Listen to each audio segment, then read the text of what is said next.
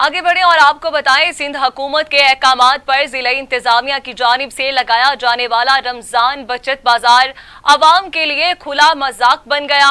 Market से 50 रुपए बचत के नाम पर चंद स्टॉल्स कायम किए गए। शहरों की शिकायत के अंबार मजीद जानते हैं वहां मौजूद वाइस न्यूज जैकबाबाद के नुमाइंदे आबद अली से।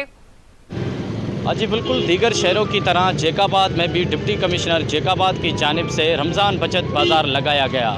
रमज़ान बचत बाज़ार तो लगाया गया, लेकिन महंगे दामों की वजह से शहरी मायूस होकर वापस जाने लगे। मज़ीद जानते हैं शहरियों से, शहरियों का इस हवाले से क्या कहना है। सस्ते किए हैं, इतनी महंगाई में 10 रुपये सस्ते किए हैं। सस्ता तो ज़्यादा होना चाहिए, जैसे कि मार्केट में चल रहा है, रमज़ान बजट दे रहा है तो 10-20 रुपये, ये तो कोई इतना रेट उन्होंने सस्ता नहीं किया हुआ है, ये तो सेम ही रेट हो गया।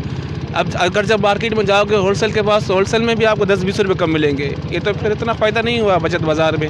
ये जो बचत बाज़ार में कोई फ़र्क तो नहीं है, हर चीज़ में ज़्यादा से ज़्यादा एक कार्टून ले लो 5 किलो का, वो 50 रुपये का फ़र्क है।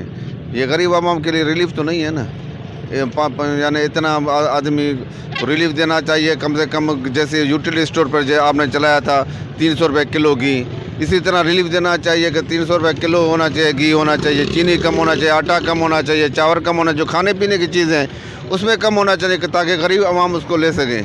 कि 10% उसमें रियायत है।